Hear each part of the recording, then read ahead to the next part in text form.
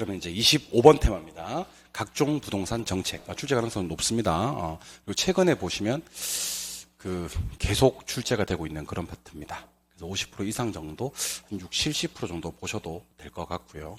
경우에 따라서는 한 80% 정도도 생각하셔야 될 것 같습니다. 일단 우리 개발 이익 환수 제도라고 해서 부담금이 두 개 있거든요. 개발 부담금이 있고 재건축 부담금이 있고, 토지 적성 평가 제도라는 게 있습니다. 정성 평가 아닌데, 요거 토지 적성 평가입니다. 적성 평가. 잘못됐네. 죄송합니다. 토지 적성 평가로 좀 수정해 주세요. 적성 평가입니다. 적성. 마침 바뀌었네. 적성 평가. 주택조합, 그리고 선매제도, 부동산 거래 신고제도, 그리고 토지거래 허가구역과 개발 제한구역의 구분 정도를 하셔야 됩니다. 그러니까 각종 부동산 정책들에 대해서 주요 테마들, 그리고 여기 지문에서 지금 자주 틀리게 나오는 문장들이 몇 가지 있거든요. 단어들.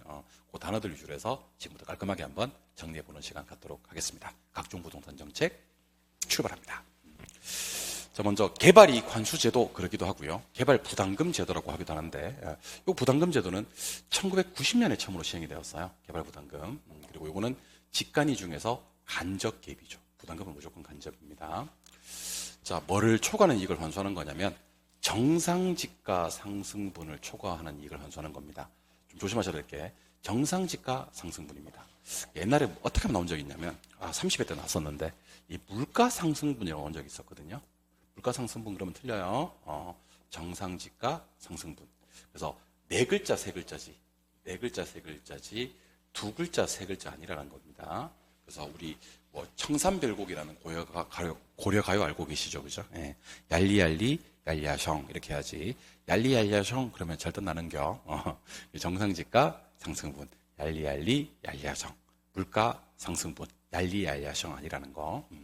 어쨌든 요거는 법률 이름에 개발이란 말이 꼭 들어가 있습니다. 개발이익 환수에 관한 법률이고, 참고로 지금 보고 계신 건 개발 부담금이고 재건축 부담금이라는 게 있거든요. 재건축 부담금도 똑같이 간접입니다. 그죠? 근데 얘는 개발이익 환수에 관한 법률이 아니라 재건축, 이름이 초과 이익 환수에 관한 법률입니다. 환수에 관한 법률입니다. 그래서 재건축 부담금은 제목에 재건축이 들어가 있고, 개발 부담금은 제목에 개발이 들어가 있다. 그리고 참고로 재건축 부담금은 2006년도, 그러니까 얘는 노태우 정부 때 실시된 정책이고요. 재건축 부담금은 노무현 정부 때 실시된 정책입니다. 그래서 느낌상으로 개발 부담금이라는 단어를 더 많이 들어봤었어야 돼요. 왜냐면 90년도부터 시행이 됐으니까. 1990년부터. 재건축 부담금은 그래도 조금 생소한 경우도 있어요. 왜냐하면 그나마 최근에 우리 십몇 년 사이에 실시가 된 거니까. 오케이. 그래서 누가 먼저 실시됐습니까? 누가 나중에 실시됐습니까? 시행만 나온 적이 있고요. 심지어 16년 차이 납니다. 노태우와 노무현 사이에 16년 차이가 납니다. 노태우 정부 때 개발이익 환수, 개발 부담금 제도가 실시가 되고요. 노무현 정부 때 재건축 부담금, 재건축 초과이익 환수가 하는 법률에 의해서 시행이 되고 있습니다. 자, 토지 적성 평가는 이 말이 꼭 나와야 됩니다. 이 땅을 개발해야 될 땅인지 보전해야 될 땅인지가 경합이 붙었을 때 이걸 합리적으로 조정하는 제도를 말합니다.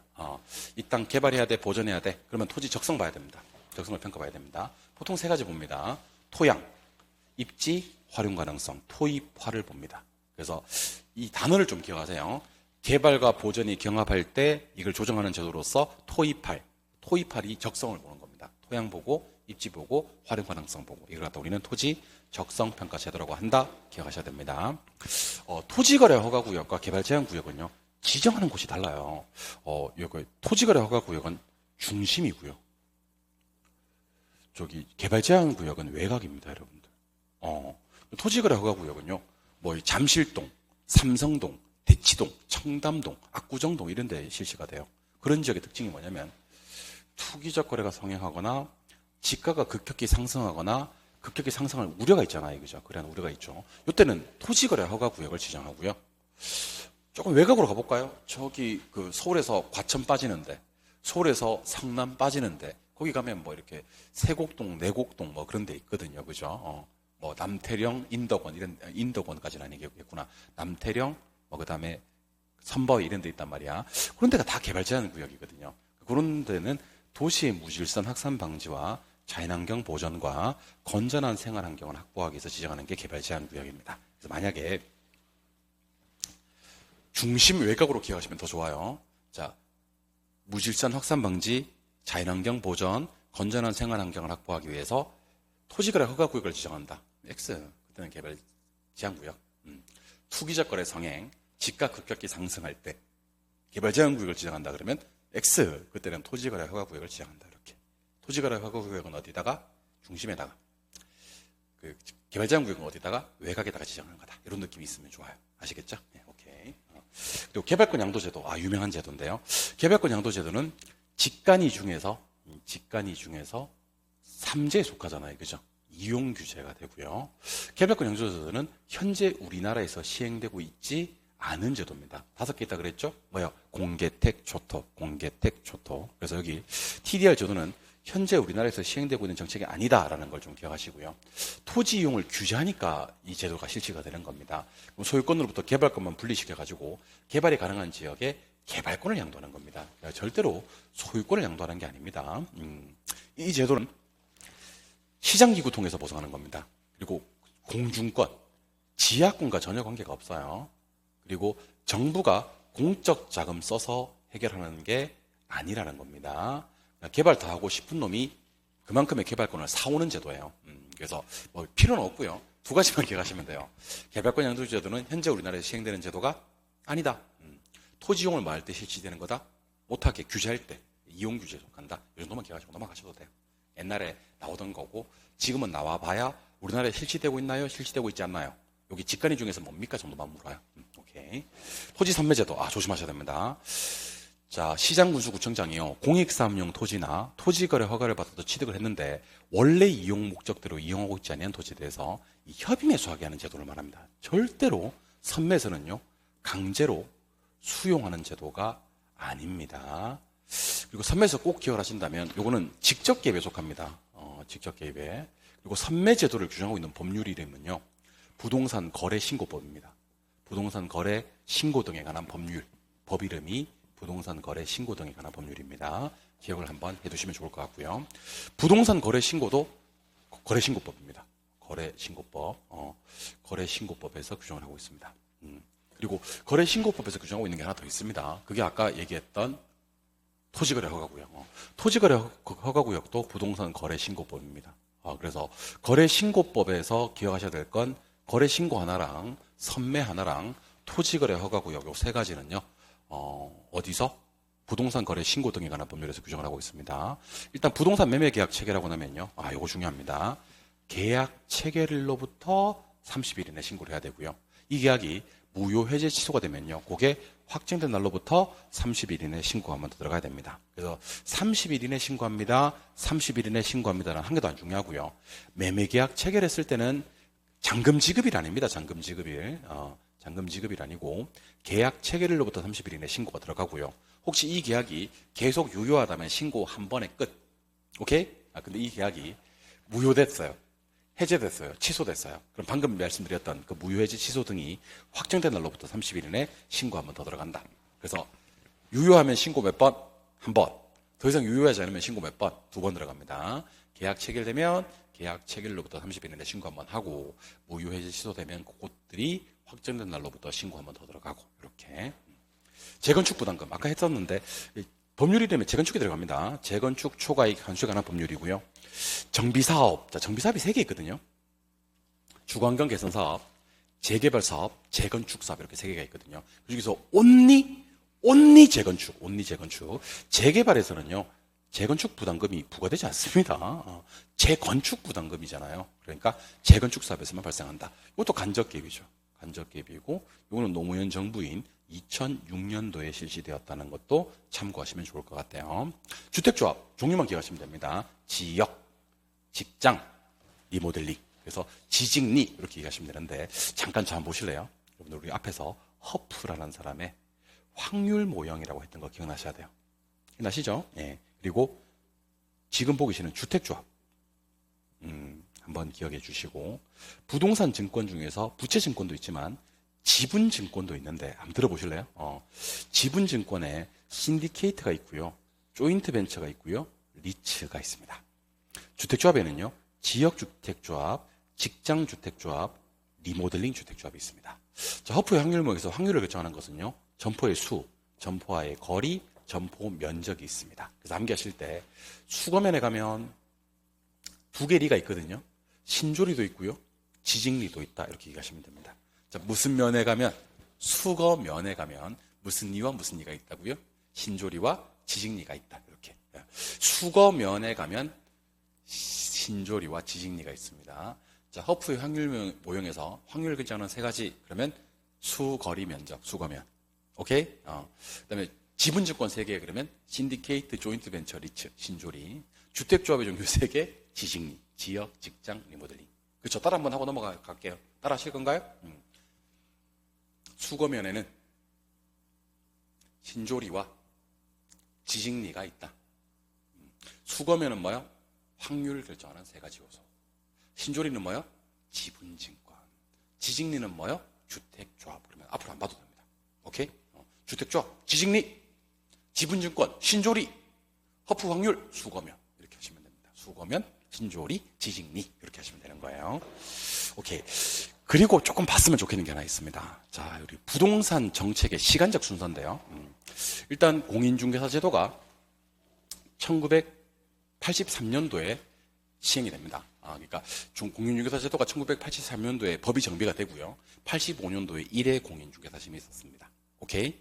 그 전까지는 중개인인 중개업자밖에 없었죠. 그죠? 공인중개사는 85년도에 1회 시험을 치고 84년도에 자격심이 정비가 됩니다. 아까 한번 했었는데 개발부담금 요놈이 1990년 노태우 정부 때 부동산 실명제는 1995년 김영삼 정부 김영삼 실명제가 뜨면 다 김영삼이에요. 그리고 97년도에 IMF 터지고 김대중 DJ 때 부동산을 쪼개서 팔자 하는 게 IMF 때 부동산이 거의 헐값으로 외국인들한테 너무 많이 넘어가가지고 자산 유동화 제도가 실시가 됩니다. 98년도. 그래서 90년도는 세 조각을 낼 거예요. 90년도 극초반에 개발부담금, 90년도 중반에 부동산 실명제, 90년도 후반에 자산 유동화. 그리고 가장 최근 2006년도에 노무현 정부입니다. 노무현 정부 때 재건축 부담금과 부동산 거래 신고제가 시행이 됩니다. 그래서 순서대로 나열은 할 수 있었으면 좋겠습니다. 자격시험 가장 오래됐어. 재건축 부담금과 거래 신고 그나마 가장 최근 2000년대. 90년대는 부담금 90, 실명제 95, 유동화 98 이렇게 한번 기억해 주시면 초반, 중반, 후반으로 기억하시면 좋을 것 같습니다. 아시겠죠? 근거 법률인데 주택법에서 기억하셔야 될 건 투기과열지구, 조정대상지역, 분양가 상한제, 주택조합 이 네 가지는 주택법이고요. 부동산 거래 신고에 관한 법률은 거래신고, 토지거래 허가제, 산매 아까 했었어요. 그 두 가지는요. 개발이익 환수에 관한 법률은 개발부담금이고요. 재건축 초과이익 환수에 관한 법률은 재건축부담금. 혹시 바꿔서 넣으면 안 돼요. 재건축부담금은 개발이익 환수다. 틀렸지. 개발부담금은 재건축 초과이익 환수다. 틀렸고. 거민계약서는요. 등기법이 아니고 요 말이 나와야 됩니다. 등기 특별조치. 투기지역은 소득세법 이건 참고하시면 되고 토지은행 제도는요. 법률 이름에 비축이 들어가 있고요. 표계공이 있거든요. 표준지공시지가, 개별공시지가, 표준주택가격, 개별주택가격, 공동주택가격은 가격공시에 관한 법률이라고 있습니다. 나중에 배웁니다, 우리. 그리고 부동산 실명제는요. 요 말이 꼭 나와야 돼. 실권리자 명의란 말이 꼭 나와야 돼. 실권리자 명의. 아까 1995년도에 실시되었다고 했던 부동산 실명제는요. 실권리자 명의 등기에 관한 법률이란 말이 꼭 나와줘야 됩니다. 실권리자 명의 등기에 관한 법률이란 말이 꼭 나와줘야 됩니다. 아시겠죠? 이것도 반복해서 읽다 보면요. 나중에 암기 안 했는데 맞아 이거는 등기법이 아니고 등기 특별조치법이었지. 거민계약서. 그다음에 실명제는 실권리자 명의란 말이 나왔었어야 돼. 개발이익 환수에 관한 법률은 개발부담금, 재건축 초과이익 환수에 관한 법률은 재건축부담금 이런 표현이 등장을 해야 됩니다. 연습을 좀 한번 해보세요. 이렇게 외우겠다는 느낌보다는 반복해서 보시다 보면 늘어요. 진짜입니다. 대표 기출 문제 한번 볼까요? 자, 30회 때 나왔던 문제. 자, 부동산 정책에 관한 설명이다. 옳은 것을 찾아라. 일단 제가 이 틀린 부분을 한번 밑줄 한번 가볼게요. 물가상승분이란 말이 등장을 했고, 도시군 관리계획이란 말이 등장을 했고, 그 다음에 지식리가 등장합니다. 지식리. 보고 있으니까 너무 기쁘죠, 그죠? 그 다음에 정비 사업 중 재개발 사업이란 말도 있고요. 그다음에 도시 및 주거환경 정비법이란 말이 나옵니다. 그죠? 자, 일단 칠판 한번 바로 봐주시죠. 개발이익 환수는요, 절대로 물가상승분 아니라 그랬죠. 정상지가 상승분, 얄리얄리 얄야형 이렇게 해야 되겠죠. 그래서 틀렸고, 그 다음에 종합계획이면서 장기적인 발전 방향을 제시하는 그것은 도시군 관리계획이 아니라 도시군 기본계획이다라고 해야 되겠죠. 그리고 토지 이용 계획의 결정 등으로 해서 종래 토지 이용 규제가 일단 강화됩니다. 토지 이용 규제가 강화돼서 손실을 보상하는 것 중에서는 개발 부담금 제도가 있는 게 아니라 개발권 양도 제도가 있다라고 해야 됩니다. 개발권 양도 제도. 개발이 규제됐을 때. 그래서 개발권 양도 제도에 대한 설명이다라고 했으면 좋겠습니다. 3번은 너무 힘들지만 하셔도 됩니다. 주택조합. 몇 개 있어? 3개. 수거면에 가면 신조리도 있고 지진이 답이 너무 쉽죠. 그죠? 답은 4번입니다. 재건축 부담금은요.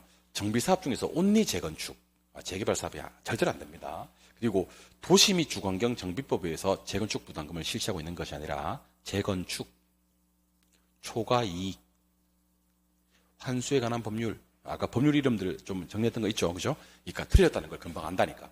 여러 번 반복해서 보면. 외워서 아는 게 아니고, 사람이 왜 그런 거 있잖아. 왜 어떤 느낌적인 느낌? understand? 오케이. 그렇게 한번 기억을 해보시기 바랍니다. 오케이. 이번에는 28회 때 출제되었던 문제 한번 보겠습니다. 토지 정책에 대한 설명이다. 옳은 것을 찾아라 하는 문제. 토지 정책에 대한 설명이다. 옳은 것을 찾아라 하는 문제. 한번 풀어보도록 할까요? 먼저 1번. 토지 정책 수단 중 도시개발 사업, 토지 수용, 금융지원, 보조금 지급은 직접 개입이다. 직접 개입에 앞에 2개가 있는 건 맞습니다. 근데 금융하고 보조금은요, 대표적인 간접이에요.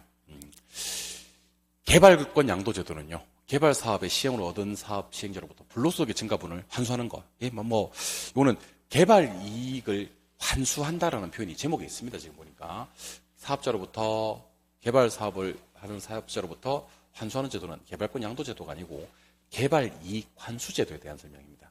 개발 이익 환수 제도에 대한 설명입니다. 개발 부담금 제도. 300가 시험에 뜨면요, 끝날 때 매수한다 또는 협의 매수하도록 한다라는 표현이 나와줘야 됩니다. 답은 3번입니다. 뭐뭐한 조심하시면 되면 강제로 이렇게 수용한다 이런 단어가 뜨면 무조건 X라 그랬습니다. 미개발 토지를 구획 정리하고요, 기반 시설을 갖춘 다음에 이용 가치가 높은 토지로 전환시키는 제도는요, 토지 적성평가 제도가 아니라 요거는 환지 사업에 대한 설명입니다. 도시개발 사업, 환지 사업에 대한 설명입니다. 그럼 적성평가 제도는 뭔데? 이게 적성평가입니다. 토지에 대한 개발과 보존이 경합이 붙었을 때 이걸 합리적으로 조정하기 위한 제도가 토지 적성평가 제도가 됩니다. 이게 토지 적성평가. 아니 쌤, 그러면 토지거래 허가제는 뭔데? 토지거래 허가제는요, 잠삼대청 중심에 투기자 거래가 상행하거나 지가가 급격히 상승하거나 그럴 우려가 있을 때 지정하는 게 토지거래 허가 구역이에요. 그래서 정리 한번 해봅시다. 투기, 지가 상승, 우려는 무슨 지역? 토지거래 허가제. 기억나시죠? 개발과 보존, 경합 붙었을 때 조정하는 제도는 무슨 평가? 토지 적성평가. 미개발 땅을 구획 정리해서 기반 시설 갖추고 이용 가치가 높은 토지로 전환시킨 다음에 원토지 소유자들에게 토지를 재분배하는 제도는 뭐야? 환지. 답은 그래서 3번만 정답이 되겠네요. 오케이. 다음 문제. 3번 문제입니다. 자, 부동산 정책과 관련된 설명이다. 옳은 것을 찾아라 하는 문제 한번 풀어보도록 할게요. 먼저 1번. 분양가 상한제와 택지 소유 상한제는 현재 시행되고 있다. 분양가 상한제는 실시되고 있는데 택지 소유 상한제는 현재 우리나라에 시행되는 제도가 아닙니다. 2번. 토지 비축 제도와 부동산 가격 공시 제도는 간접적으로 정부가 개입하는 거다. 자, 부동산 가격 공시 제도는 간접이 맞는데 토지 비축 제도는 직접 개입에 속합니다. 법령상 개발 부담금제가 재건축 부담금 제도보다 먼저 도입이 됐다. 자, 개발 부담금 1990년이고요. 재건축 부담금 2006년도니까 개발 부담금이 먼저 도입된 거 맞습니다. 답은 3번이네요. 연도 외워야 됩니다. 어쩔 수 없습니다. 참고로 PIR이 먼저 알려드리겠습니다. PIR은요, 프라이스, 주택 가격을 인컴, 가구의 연소득으로 나눈 값입니다. 결국 이건 무슨 뜻이냐면요, 주택 사는 데 몇 년 걸리는지를 따지는 겁니다. 자, A라는 국가에 가봤더니만 주택 가격이 평균 5억이에요.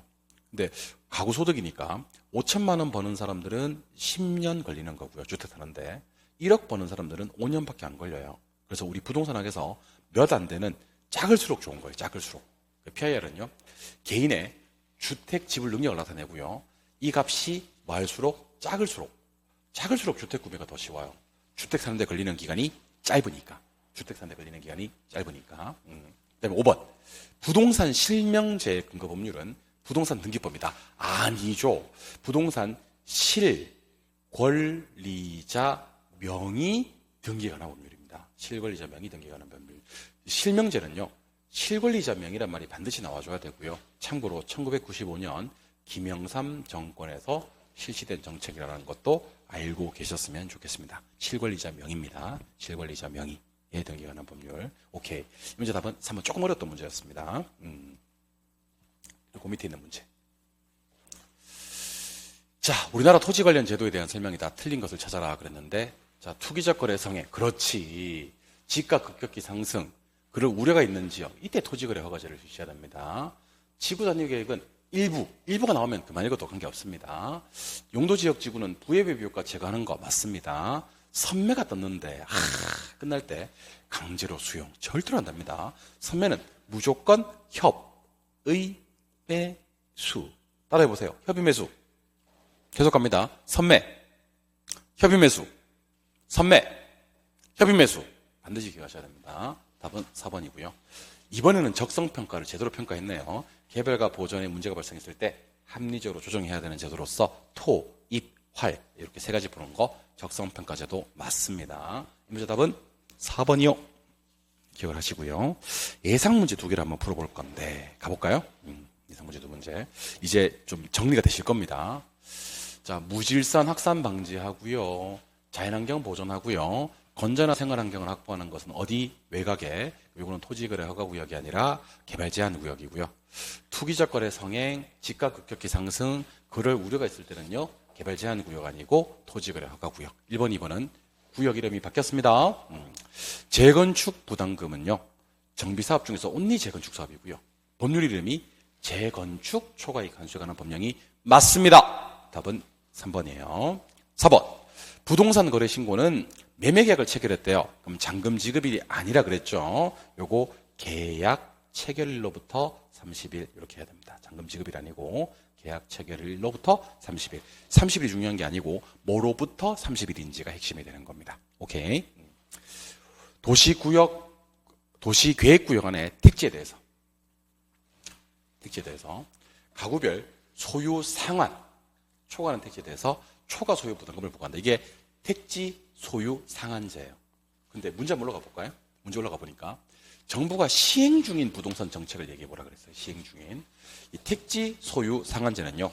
공, 개, 택, 초토. 이 초토는 현재 시행 중인 정책이 아닙니다. 이 택지 소유 상한제 자체가. 그래서 얘는 시행 중인 정책이 아니다라고 해야 되는 겁니다. 이 문제 답은 3번에서 확실히 맞다라는 판단이 서셨으면 좀 쉽게 풀었겠지만 3번이 맞다는 판단이 안 서셨으면 잘 풀기 어려웠겠죠. 오케이. 어쨌든 답은 3번. 2번 마지막 문제인데 우리나라의 부동산 제도와 근거 법률의 연결이 옳은 것을 찾아라 그랬습니다. 자, 토지거래 허가제는요. 거래 신고 등에 관한 법률이 맞습니다. 이 문제 답은 1번이고요. 그 거민계약서 제도는 등기법이 아니라 등기, 특별조치란 말이 빠져 있습니다. 조치법이고요. 토지은행 제도는 공공토지 비축에 관한 법률, 이 비축이란 말이 들어가 있어야 됩니다. 비축이 있어야 됩니다. 그 다음에 개발부담금은요, 개발이익 환수에 관한 법률입니다. 개발이란 말이 들어가 있어야 되고요. 분양가 상한제는요, 주택법입니다. 주택법은 이거 외에도요, 주택조합이라든지, 투기과열 지구라든지, 그 다음에 조정대상 지역이라든지, 마지막으로 분양가 상한제, 이런 것들이 모두 다 주택법에 규정이 되어 있습니다. 그래서 문제 풀고 나서 다시 한번 우리 아까 법률 이름 정리된 거 있지 않습니까? 그죠? 그런 거 한번 정리하시면 좋을 것 같아요. 왜냐하면 법률 이름을 묻는 문제가 시험에 뜨면 아마 우리 수험생들은 난이도 상으로 느낄 거예요. 한번 연습하시고 나면 많이 인간이 못 풀 만큼 사람으로서 못할 일이 아니라는 것을 알게 됩니다. 쉬워지니까 너무 걱정하지 않으셔도 좋습니다. 아시겠죠? 네, 좋습니다. 여기까지 했고요. 쉬었다가 이제 26번 테마 임대주택 정책으로 들어가나 보는 시간 갖도록 하겠습니다. 좀 쉬었다가 임대주택 정책 하겠습니다. 쉬겠습니다.